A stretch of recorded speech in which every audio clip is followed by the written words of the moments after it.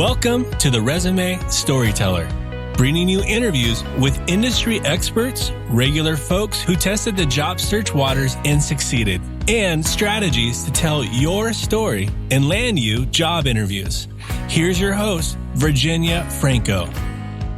Hey guys, I am so excited to have with me today Wecruitr founder, Jack Kelly. He's an executive recruiter at one of the oldest and largest global search firms, where he's personally placed thousands of professionals with top-tier companies over the past few decades. But he's passionate about advocating for job seekers. So at the start of the COVID-19 epidemic, he founded Wecruitr to help people in need and make the job search more humane and enjoyable.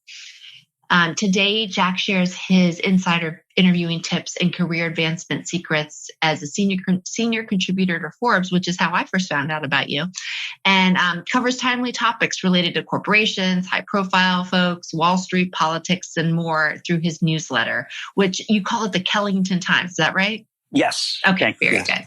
But thank you for joining us. I've been a longtime fan, and I knew about you through Forbes, but then I met you in the we did that Vincent Van Van's, yes. I forget the name Summit. of that The awesome Hope conference Summit. you did. The Hope Summit. Yes. Thank you. And you moderated for that, Yes. which was super cool. But I'm a huge fan of your stuff, and and you always offer such great insights since you see things on the other side of the job search table. So thank you for coming on. Well, my pleasure. Thank you. And I love reading your stuff, and you're a champion for people who are looking for a job and getting ahead, helping, whether it's with their resume or career advice. And I really, respect everything you're doing. Oh, and so this is really good. And right? I'm honored to be on the podcast with you. Thank you. Well, right back at you. So you heard me read that quick overview of Yes. What you do, but I have no idea how you grew up to be a recruiter. So here's the deal with recruiters. Do you want the unvarnished? Sure. Here's the please. real deal. No holds barred kind of thing. Sure. No, come on. No one grows up and says, you know what? I want to be a doctor. I want to be a fireman. I want to be a recruiter. It doesn't happen.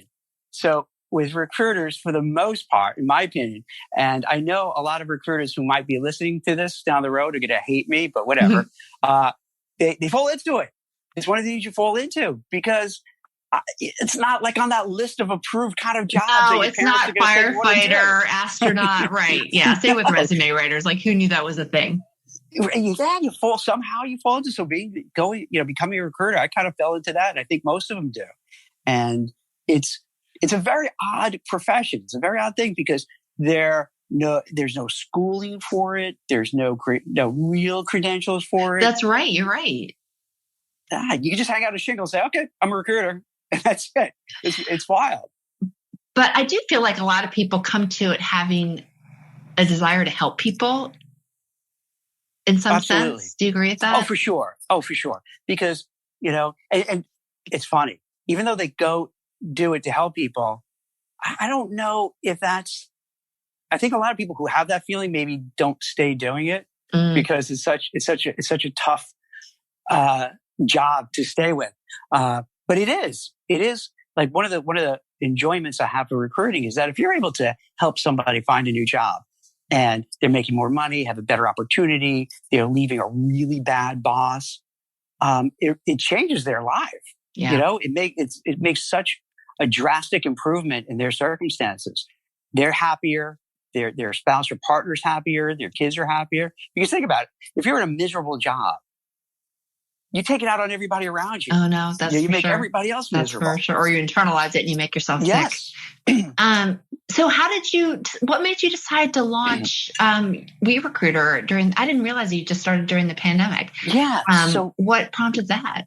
So what happened is this. So with Wecruitr, the pandemic started, and like most people, I didn't think it would be so bad. Right. I figured, okay, it'll be 6 bad. weeks, I could do it. Right? Yeah. Right? And then we're done. But I figured it started feeling like this is going to be a while. And I thought, hey, let me do something where, we could help people, especially when you started seeing like in March and April, what was like 20 million people filed for unemployment. Like this thing is real.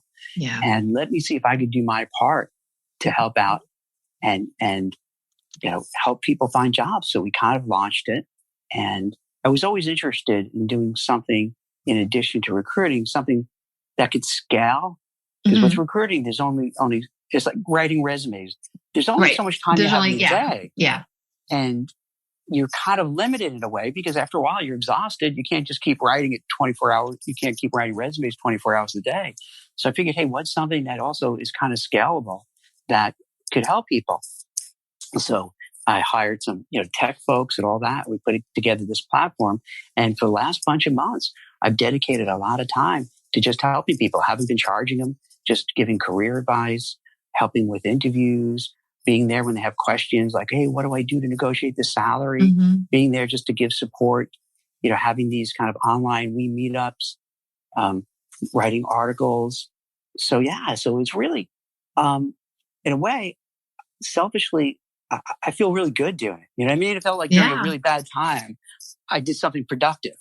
Well, right. And it's something you can do. I've always volunteered, but all of a sudden I was limited because I couldn't leave my house. And so being able to, go on Zoom calls and do live LinkedIn lives and things like that allowed me to help in a way that still, that didn't get me in trouble with the law for breaking COVID violations. So yeah.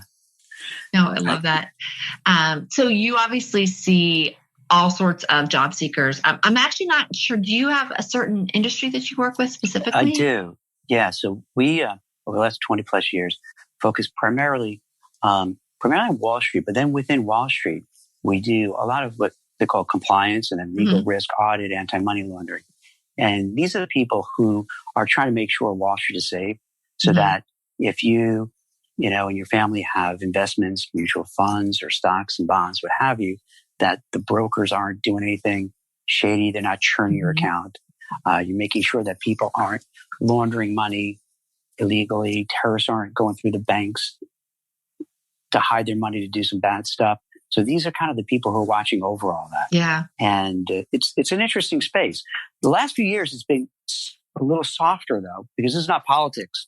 Just as what it is with under Trump, he really wasn't a fan of regulations. So, these banks are run by pretty sharp people. So they kind of felt, we don't have to worry as much. We don't have to hire as much. And so in full transparency, maybe that's also another reason I was doing Wecruitr too. I figured, hey, I have a little extra bandwidth, so I might as well, this is the time. Although now with the change in administration, I think we're going to get some more regulations, so you'll be back in business. I got to tell you, that's what I'm thinking too, that it's going to be really hot, especially with this whole Reddit trading. Oh my gosh, we need to talk about the whole Robinhood thing. So later, that'll be a whole nother side of our conversation. Podcast is so awesome. Yeah. I love it. So I didn't realize that you focused on Wall Street, but then when you give advice to job seekers, you're pretty industry and level neutral, which is what I love. What are you seeing as sort of the biggest challenges facing people that are looking to either look for a job or make a career change? Because I'm definitely seeing a lot of people that have said, you know what, this is as good as time as any to do something different. Yeah.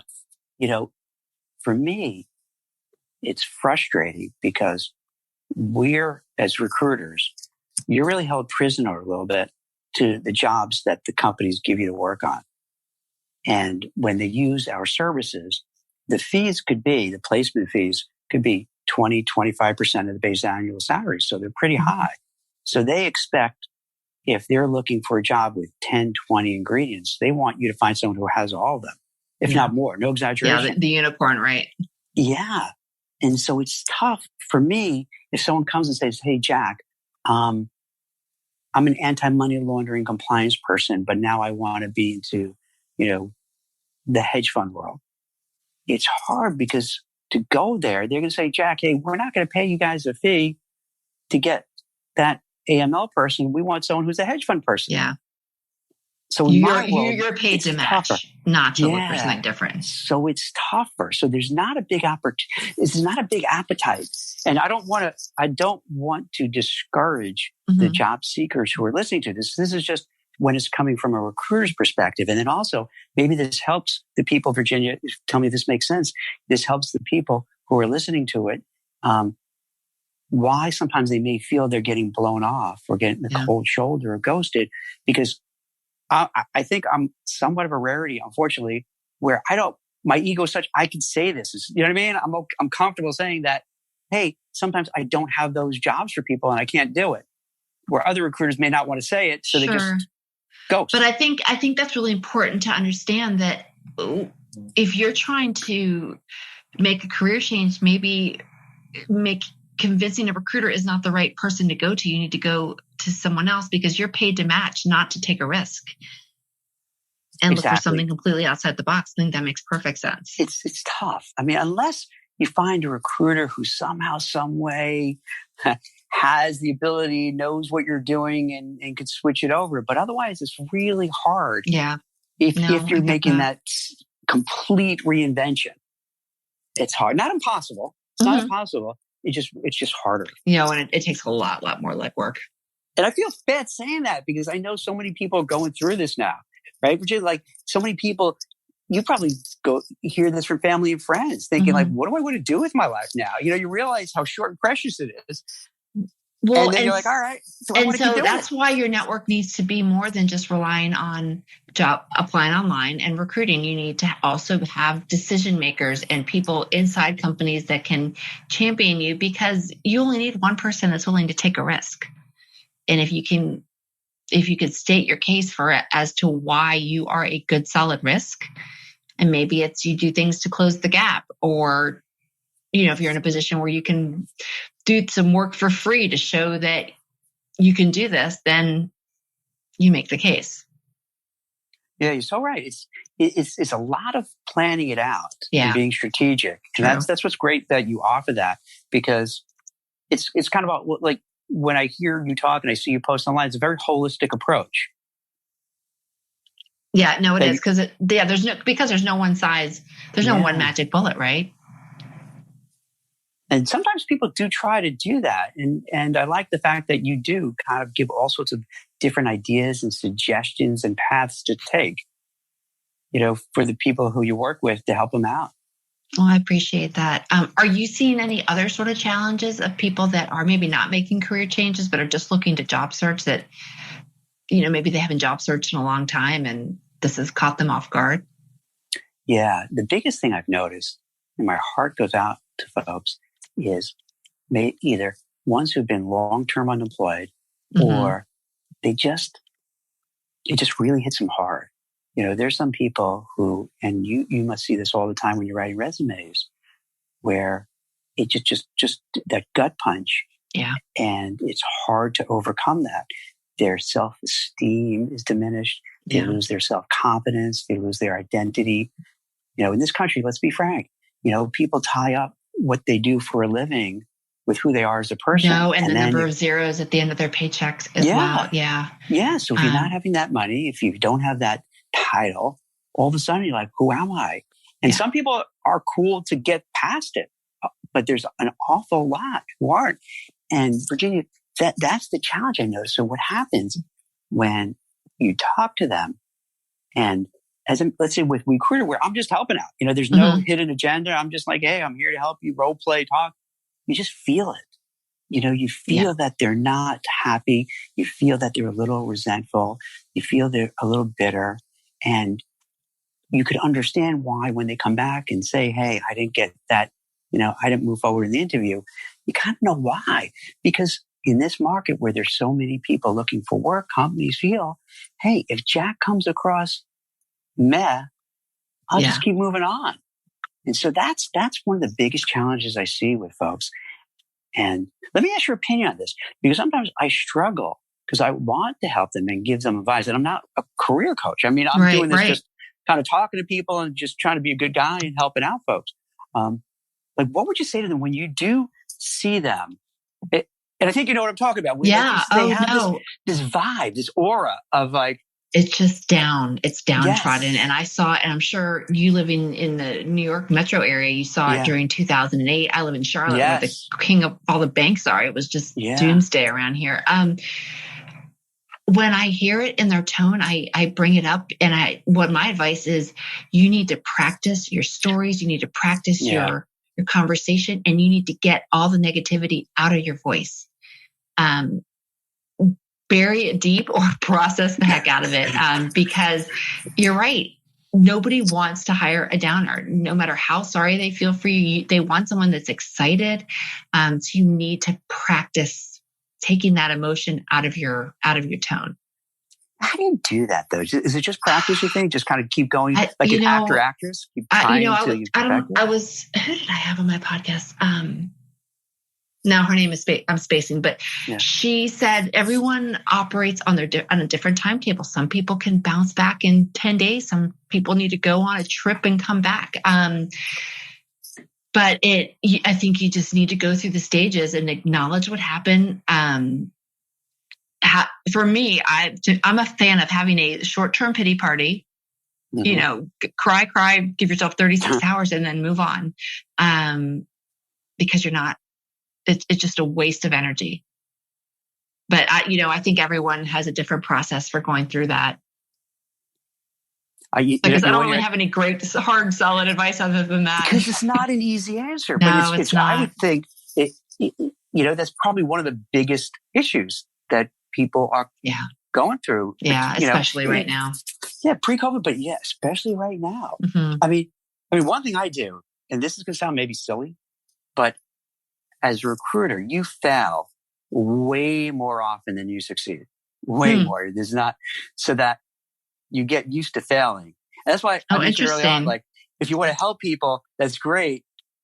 But after a while, you fail a lot. So it can kind of ruin. But that makes you resilient, right? You have to be. So here's what happens. If you're not resilient, then you can't stay doing it. And that's why you probably see, hey, I dealt with this recruiter. Where is he or she now? There's a big churn in the industry because it's hard. It's easy to get into. It's hard to stay. And you need to kind of have that thick skin.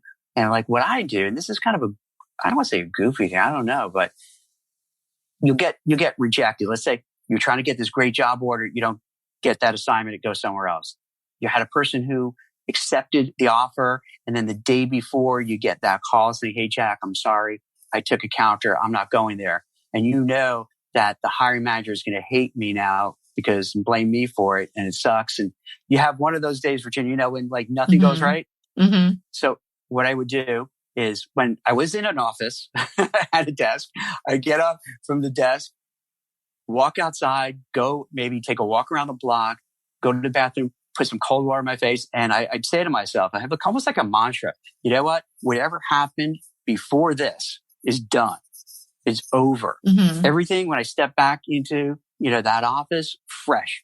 And I try to block out all that kind of negativity and have a new mindset.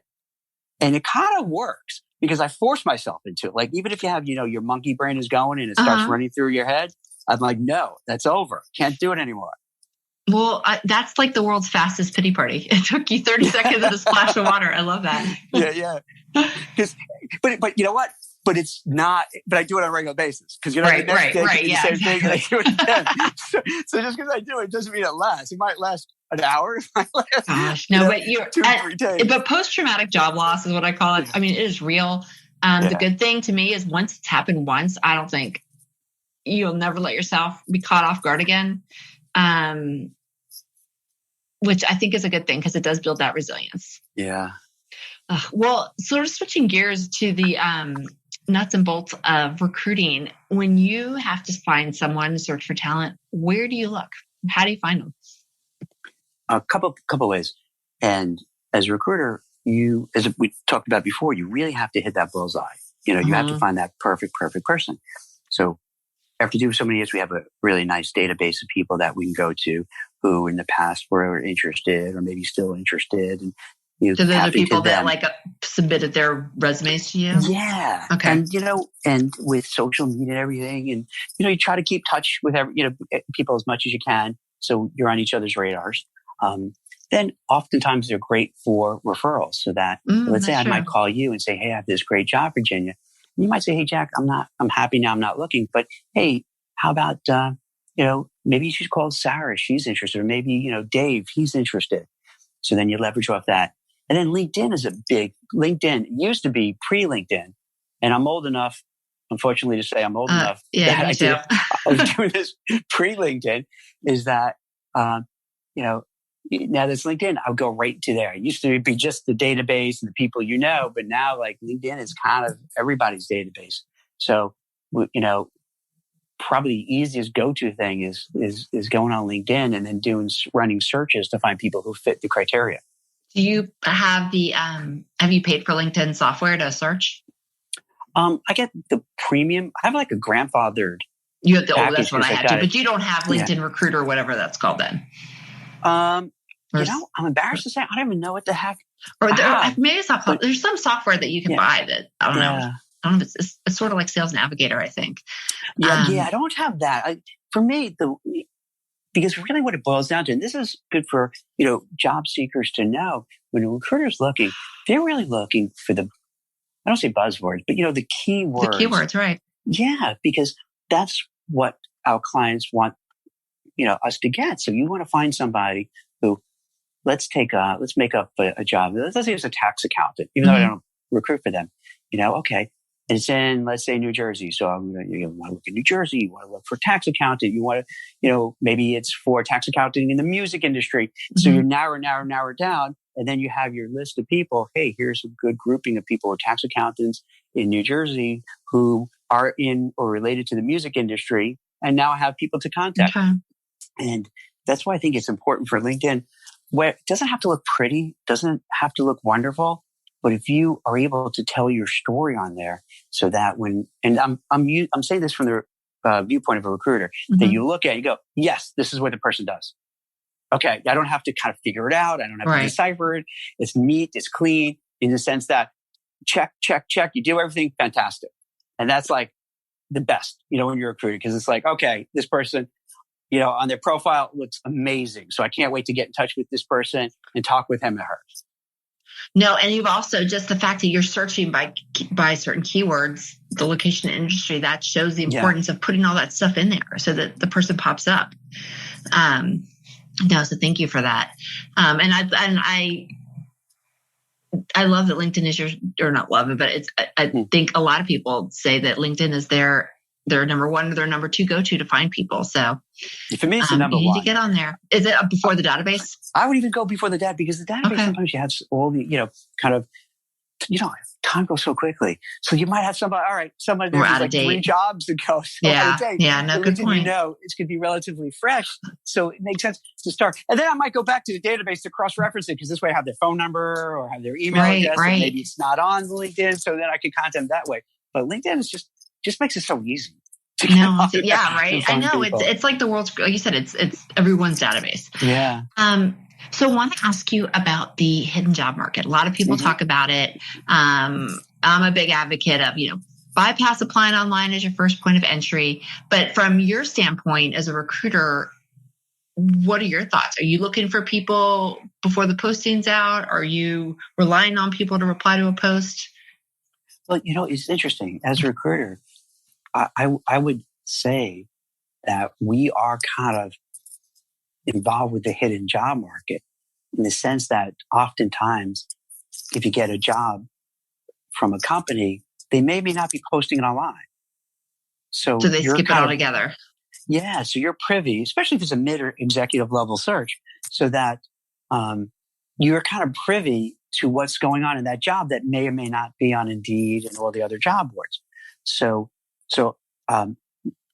recruiters, they don't exclusively have these hidden jobs, but they're definitely a good source. So for the people who are listening to this, and, you know, who listen to it when Virginia reposted on social media, is that the key is, though, to find recruiters who specialize in your area, because they'll have those hidden jobs for them. Because let's say they're an expert in the fashion industry or on Wall Street or wherever it may be. They're going to know the players. They're going to know the hiring managers. They're going to know them, have relationships, because, you know, you deal a lot with them. So they're going to feel comfortable. They're going to know the culture, how much they pay. They'll know when the jobs come in. So if you could have, and you can have a few different recruiters. You don't just need one. You could have, you know, a few different ones so that you're on their radar and you stay in touch with them, and they'll know when a job comes up. They're going to call you up and say, "Hey, Virginia, you know, I know we haven't spoken in a while, but you said if this type of job comes up, to give you a call. Hey, this job did come up. What do you think? So, and do you recommend people keeping in touch with you? Like absolutely. What's your tolerance for, this is the perfect balance between showing interest and being a stalker? Like what's the right amount of keeping up with you? You know, I'm a pretty, I like talking to people. I'm old school. I still make phone calls. I guess maybe Gen X's, which I am, are used to making phone calls. I know Gen Zs and millennials not as much. No, they're texters. So I actually prefer having a phone call because you get to know the person better. It's harder to get to know.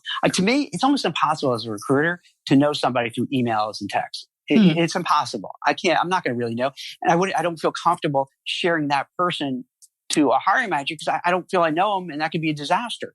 So it's really important to get to know these folks and get, a sense. So if they call, and they have to do, that's their job, so I respect that. Their job is to get a job. So part of it is they're going to call me, they're going to call a bunch of other recruiters, and that's what they're supposed to do. And sometimes I'll get these calls and emails from them, and you can see they feel bad because they know they're kind of nudging you a little bit, but it's a game but I understand they need to nudge because that's what they're supposed to do. That's what they have to do. So I respect that. You do? Okay. The only I know a lot of people are worried about being a pest.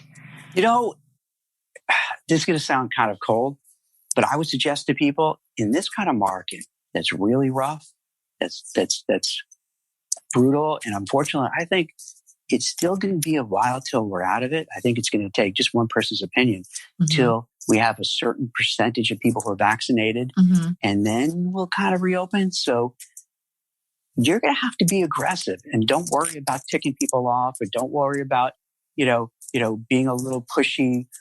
I think, unfortunately, you have to be to get noticed lately, and you don't want to be a jerk. Right. Right. Don't be a jerk, but be consistent. I would say politely persistent is like how I usually tell people. Politely persistent. Just keep doing. Be polite. Be nice. But you know what? Be persistent. And if you call me, and I get it. The only thing that I would suggest to people is that, and it's not their fault because they don't understand how these things work. Because recruiters are handcuffed to what jobs they have to work on. Right. When you have somebody who is like making you feel bad or guilty, you can't help. It's rough because it's like, of course you want to help. And I'm not even saying, of course you want to help because you're a nice person. You want to help because if I could play somebody, I'm going to make a nice fat fee. Right. So I want to, of course, it's my financial self-interest to place that person. But if I don't have the job, there's not much I can do. Yeah.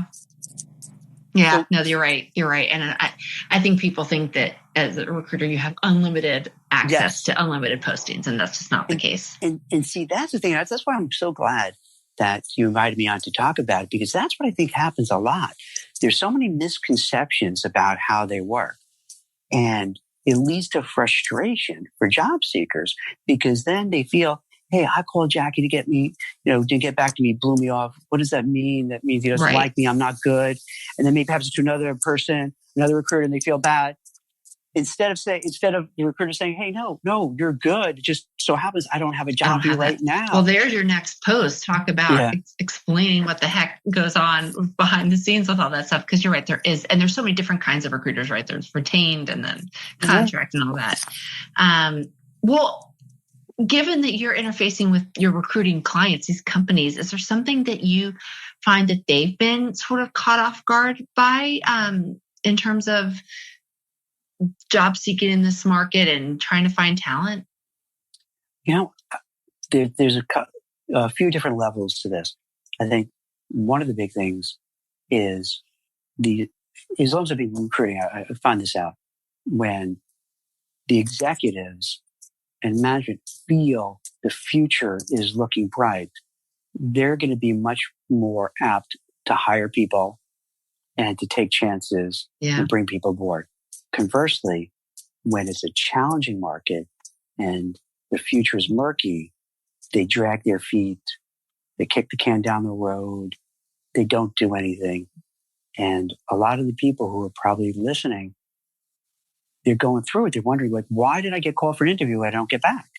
Why did I go? Is that why you think we're seeing, I'm seeing the job search process taking so much longer? Like, let's talk to one more person and be really great. Is that what's going on? Just that lack of confidence? Exactly, because they feel, okay, there's so many people, what they believe that there's so many people at work. And it depends on the industry. Some yes, sometimes no. Mm-hmm. But they feel so many people out there. So if Jack doesn't wow me, okay, we'll keep looking.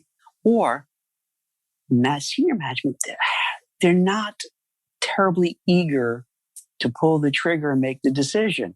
So they're not rushing the talent acquisition person, the hiring manager. Yeah. You got to hire now. Whereas in a hot market, they'll do that. They mean, what are you doing? You got to hire, Virginia. Come on, let's go. Our competitors, they're growing. They're doing great things. We got to get more people aboard here. So it's that thing. And again, unfortunately, recruiters, HR people, talent acquisition, they don't want to come out and say, hey, we're a little nervous. We're a little afraid of the future. So we're just kind of going slowly. Maybe it'll take 3-6 months. Would a job seeker love to hear that? No. But would they respect hearing that? Yeah. Because they're like, oh, okay, it's not me. Right? It's not me. It's just, this is the environment we're in now. And yeah. Go ahead. Sorry. I cut you off. No.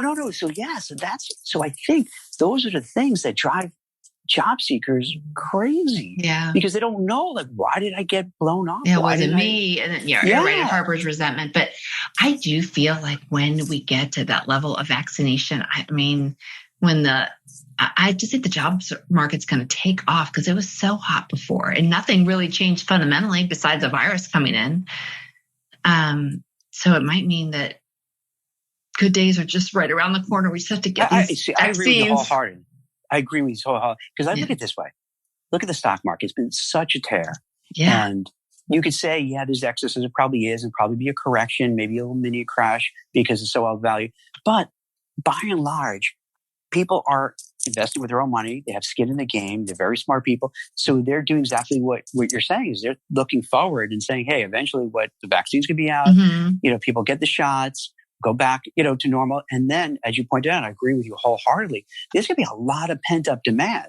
So I could see things just spiking really quickly, particularly once everything is getting better. And a lot of the job losses were like hotels, resorts, hospitality, travel, that's going to come back. Then it could come back, and all of a sudden, all those people are working again. And once they're working, then they're spending money and they're stimulating the economy. And so it's really getting through this last. I'm hoping this last bit. I know it's so close. It's not some other thing, but once we get right past all that, then it should be. Then it should be pretty good. I agree. I'm excited. It's right around the corner.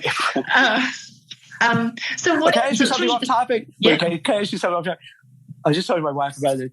Do you feel, part of me feels like once we're through it, there's a little extra pressure. Like, okay, now I got to do something. I'm so used to being in the house and working. Oh, I'm having a mask burning party. That's item number one. I've got like 4 trips in my cart that I'm ready to do. So I'm not going to do anything productive. Yeah, I'm just going to do exactly. I'm thinking I'm going to sit home, but I don't know what I'm going to do. I'm like, wow, I feel like such a loser. Now that I can Look, yesterday I got in my car. I have not driven today is Friday. Yesterday when I got in my car was the first time I'd gotten in my car since Sunday. Yeah. Is that weird? I know what you're talking about, right? Like you go, because we'll say here, hey, we got to just drive the car on because the batteries will die. Exactly. Just to do something. Oh gosh. So shifting gears here, what advice do you have? Can you give someone who has been job hunting and it is not going well? How do you sort of recommend they regroup? That's a great question. I think a couple of things you want to do. Let's say one, you want to assess, as we were talking about, is it me or is it the circumstances? Is it that maybe I'm an executive in a hospitality type of area, and of course things are really bad, so it makes sense. That's why maybe I'm not really getting those jobs because there's not a lot of jobs out there, and then it's tougher. It's a numbers game. So if you're only going on 1 interview a month, it's harder than if it's a hot market. You have 5 interviews a week. So it depends on that. But then also, sometimes you got to take a step back and do a self-audit and or incorporate, maybe get a career coach, maybe get some friends and family to say, hey, some sort of support. Yeah. And here's what I say in the interview. Let's say, I'd say, hey, Virginia, can you help me with career coaching? I'm just not getting it. Can we role play? Here's when they ask me what you do. And I say it and have that back and forth so they could point out, well, Jack, you're really coming across a little bitter and angry about all this, or whatever it may be. So then you could kind of make those corrections. Because think about it, you do it in everything else. You could be the best baseball player or golfer in the world. You're going to have a coach who's going to keep helping you with your swing. No, that's right. And I think to your point that you need people that can be honest. Yes, that's the key. Yes. To say, yeah, you know what, you sound really bitter. You got to get rid of that. But I also like what you said about it being a numbers game, because I think that applies throughout all job search. Because if you're just reaching out to one person every month, that's not enough. Sending 2 emails out, that might not be enough. So you need to have volume, recognizing that you're going to get rejections. You might reach out to 10 people and 8 blow you off, but then you've got 2. Conversely, if you reach out to 20, then you'll have 4. So you need to sort of achieve that critical mass. I agree. I'm a big fan of that. It's, the law of large numbers. Mm-hmm. Sometimes you can luck out. And we've all seen it. If someone goes on like one interview or 2. Oh my gosh. They apply to one job. Yeah. And they get it. Yeah. But that's not the norm. Right. Exactly. No. Well, don't we wish it was? God. So what advice do you give people in your side hustle with Wecruitr? Where people come to me all the time and they have a bunch of different skills and they're like, well, I could do this or I could do that. What are your thoughts on helping people that could go in a bunch of different directions? See, that's a great question, because I do get that really often, and it's really tough. Because you have somebody who, let's say maybe, 35 to 55, have a lot of experience, but have done an array of different things. And they're coming from the vantage point, hey, I have, 20, 30 years experience doing all these wonderful things. Of course, a company would want to hire me. Yeah, I'm a jack of all trades. Who doesn't want me? I do it. And then I have to have that conversation saying, I get it. However, more often than not, companies want somebody who has these very tailored, bespoke, specific kind of skill sets. They're not necessarily looking for a jack of all trades. They want someone who knows, and they have maybe 5 different ingredients that you have to have. So that I would say to these people, work from your strengths, kind of figure out, all right, maybe you've done a lot, but what are you the best at? What are the things that you could be very competitive, the most competitive with, and then you enjoy it and you can make a living at it. So try to position yourself not as a jack of all trades, but hey, I'm an expert in this. And that expert is the intersection of, this is what I'm really good at, this is what I like to do, and this is what someone will pay me money for. Exactly. Because otherwise it's so hard. And I notice that a lot of the people who I've spoken with over the time, who have not found things or had trouble, are those folks who have a whole, went from one career to a different career and so on, and are great people, wonderful people, smart people, very accomplished. But that's not the need now, for the most part. No, it's not. Well, it's funny. I've always thought that once you get hired, then they're delighted that you're a jack of all trades. Yes. It's just they don't think they need that at the beginning. Yes. Oh, without sure. Yeah. That's a really I didn't think about it. Absolutely. Yeah, absolutely. Because once you're there, hey, Virginia, can you do this? And thank God you could do this too, right? Right? Oh, wow. But going in, they want you to be the best resume writer ever. That's all they want you to do. That's all they care about. And then, but don't. So just focus. You're right. It all goes back to what you were saying, like match first, is you're looking for a match. And so, and I think people need to really approach it that way. Yeah. All right. This next question is, I always like to ask it because it's been so important. It's always been important, but definitely been in the news a lot more lately. Talk about discrimination when it comes to hiring practices. And we've all seen age, ethnicity, gender, all of it. What do you see on the employer side? It's interesting. I really haven't dealt with that a lot. And it could be because the class I work in, work with, they're like the Goldmans and Morgan Stanleys and JP Morgans and what have you. And they, put a premium on trying to find diversified candidates. Even with the age related stuff? It's interesting. Not so much with the age stuff. Let me qualify it. Where they will say, hey, Jack, you know what? We have 10 guys on this trading desk. We really should, we really would like if you could find, a woman of color, or what have you. They generally won't say, hey, we need an old dude. so to be fair, that doesn't come up. Okay. But in terms of, other types of diversity candidates, yeah, and this has been going for years. Can I tell you, before, even going back 10 plus years, that was always something they're trying to do. And I guess maybe because within the financial services, it skewed towards, white guys, right. so that they were trying. They've been ahead of the curve. So going back 10 plus years, they're like, all right, we gotta figure something out. We got to find ways to bring other people, into that.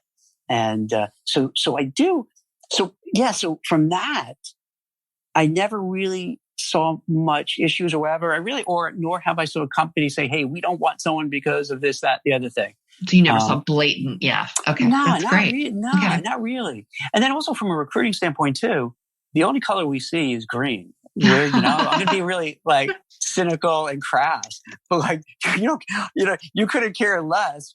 And I can't speak for everybody, because I'm sure, there's some people who probably are, prejudiced and discriminate against people. But, like for me, I could just say, hey, listen, I couldn't care if you're pink with purple polka dots. If you could do the job and I could place you and we could make a fee and you got a good job and you're happy and the hiring manager's happy and the company's happy, I'm good. Okay. I'm cool. Couldn't care less. Whatever, I mean? It doesn't really matter one iota. And so how do you recommend, on the other side, what advice do you have for job seekers that are worried about that? I'm too old. I look, my skin color is a certain way, or I've got purple hair, or whatever it is. Yeah. So let's take, the age, because I've written a lot about ageism, and it's pernicious. It's really tough. And to me, what I'm noticing, ageism starting much younger. You think so?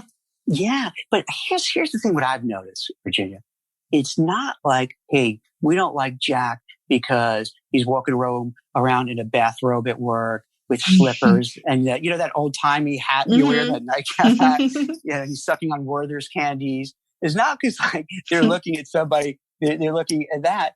I think it's a couple things. One of it is the more years experience you have, you tend to earn more money. So I think a lot of it is compensation driven, because let's just take Wall Street, which I'm most familiar with. Right. What's been happening is you went from everyone was downtown, literally on Wall Street, to then Midtown, then to Jersey City, then to across the whole country, now all over the world. So if you look at somebody who's 45 or 50 years old and they're making $200,000 plus bonus, plus benefits, companies start saying, do I want that person here in New York, or do I put that person in Jacksonville, Florida, or Dallas, or, in another country and pay that person, a quarter of that amount?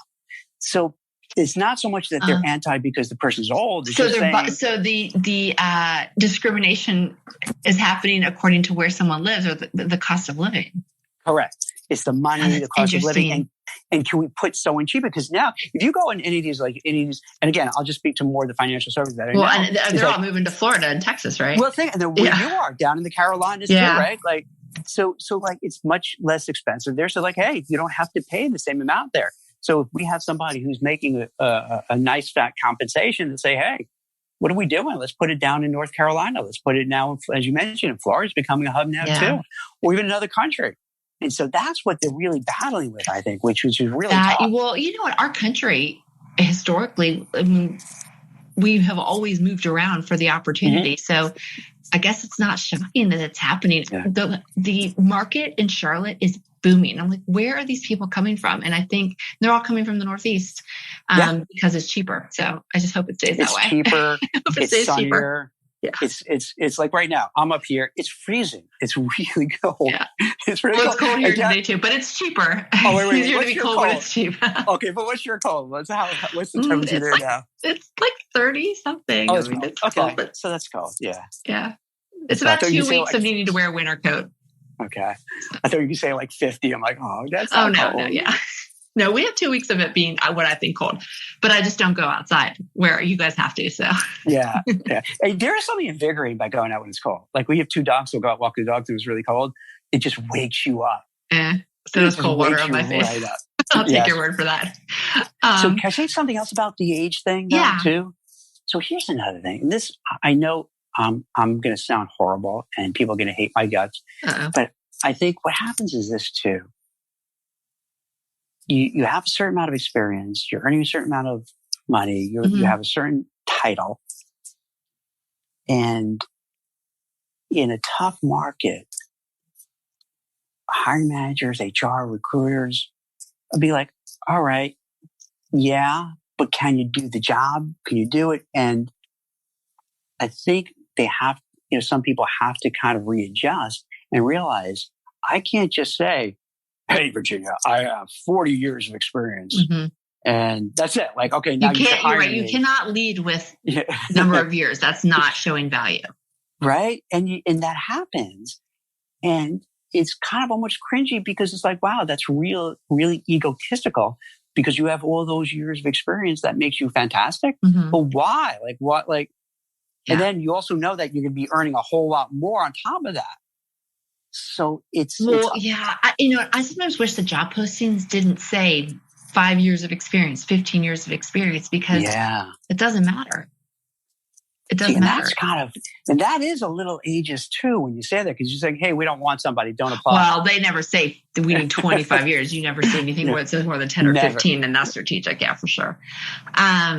So I want to ask you about what you feel like are the top tools that someone needs to be well equipped for their job search. What would you say those are? It's a really good question. I think no particular order, you just have to get a thick skin because there's going to be... No one's ever said that. That's so true. I think it's going to be rejection. You're going to fail. You're going to go to an interview, maybe one day in person, and then it's going to bomb and you're going to come home and feel miserable. Yeah. But you have to have, resiliency. You have to be open to failure. You can't let it get you down. You can't let it just ruin you. You got to keep moving forward. So you have to have that. And then you just have this dogged pursuit of what you want to do. It has to be, this is my mission. This is my goal. I got to keep working at it and move and keep moving forward and doing things you don't want to do. It's easy to just fill out applications all day long, but I don't know how great it is. I agree with you because it sounds like you're coming from the school of, the hidden job market, getting in front of people at companies. And I'm with you on that. That maybe spend your time reaching out, trying to find people at companies who knows someone who could put in a good word and spend your time doing that. And for a lot of people, that's not easy to do. It's super outside their comfort zone. Yeah. It's really awkward. But you have to push yourself. It's almost like you have to reinvent yourself a little bit. And say you almost get outside of your skin. This is going to sound trippy, right? Yeah. It's like you just got to be like all of a sudden, okay, I'm not Jack Kelly who has the job being a tax accountant. Now I'm Jack Kelly, this super salesperson, marketing guru, and I'm going to go out there with a suit of armor, and I'm just going to keep going and making it happen. Because that's what it takes in this kind of environment. And I think a lot of people are used to, as you pointed out before, so rightly so, is that not too long ago, just over a little bit of a year ago, it was a blazing hot job market. And so I think a lot of the muscles people had for interviewing atrophied because they didn't have to do it. It was so easy, right? It's like, like a buyer's market or seller's market with your house. You can't be lazy about it or slack about it. But you're right. When you have a goal and it's important to you, it doesn't matter what the goal is. There's always parts of getting to that goal that suck. and some parts that are easy. So you need to recognize that this is no different. And what you know, I kind of look at for myself sometimes too, is you just say to yourself, all right, maybe this takes a month, 2 months, 3 months. But in the scheme of your lifetime, that's freaking nothing. So you say, all right, 3 months, I'm going to endure whatever. And who couldn't really say, hey, I could take 3 months out of my life. Yeah. It'll be misery. Let's assume it's like you hate doing this whole job search. It's just the worst thing in the world, worse than root canal and whatever is really bad. But 3 months, just get everything you have. Give everything you have. And I think part of it is you just like with the pandemic, you don't know when it's going to end. If you just knew it's going to be a year, then you know.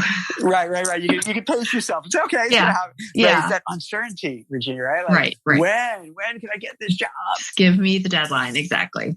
All right. Well, I would love to. This is my very last question. It's my favorite one. You have 2 roles that you are juggling now. I'd love to know what's next for you, especially as things start to turn the corner. You know, that's a great question. I wish I had an answer. You don't have an answer? So it's, you know, because it's something I've been thinking a lot about where, you know, I'm a recruiter. I started Wecruitr, you know, this platform to help people. I enjoy writing for Forbes. I enjoy starting up this newsletter and doing that. So I'm in the zone now where I'm trying to figure out what I want to do when I grow up. Yeah. What, you know, I'm at a point in my life, thank God, comfortably, financially, I'm set, I'm good. So it's really more about where can I give the most value? Mm-hmm. How do I want to spend my time? How do I want to contribute? You know, so I'm trying to kind of figure that out. But then on top of that too, and you mentioned this a little while back, the area that I specialize in, there's a good likelihood it's going to boom. So now do I say, all right, it's going to boom. And ironically, I really fell in love. I love writing. I love doing that. Now, what do? So I'm trying to figure out how I marry all these different pieces together, you know, in terms of don't give up Wecruitr. It's great. You know, thanks. So I'm trying to figure out, seriously, to put all these pieces together and how do you make a go of all those, you know? So I feel that I'm helping people, I'm contributing, and because with Wecruitr, I'm losing a lot of money. So I can find a way to make sure that I don't blow through too much money. Yeah. So, because let's be honest, these are things, you know, we got to talk about. You're right. The color is green. So so I understand so got to kind of put it all together. So that's actually the thing that I'm kicking around most of what I want to be when I grow up. But that's kind of fun too, because, you know, why live your life always like, okay, you always have to do X. Well, every time you think you're going to do X, it blows up in your face anyway. So it's always nice to have some backups. Yeah. So if people want to follow you and subscribe, I have included your LinkedIn URL and also I always say Wecruitr. Yeah, it's a tongue website. Twister. Yeah. I didn't mean it to be that way, but it turns out that way. Are those the 2 places where people can connect with you, or is there another site that you want to share? LinkedIn is the best. Okay. You know, definitely check out Wecruitr, WECRUITR.com. Mm-hmm. And you can check out my articles in Forbes. You can check out my new newsletter I'm doing, the Kellington Times, which is all sorts of just interesting news. No politics at all, because I'm sick of that. It's just really like, hey, what you need to know that's going on, and, you know, help you in your career and know what's happening. So when you have conversations like this, you can be smart and know what's happening, so you feel you're in the know. Twitter, not so much. I don't know about you. Are you big on Twitter? I mean, I'm Facebook? on all of them, but I'm not really big on any of them.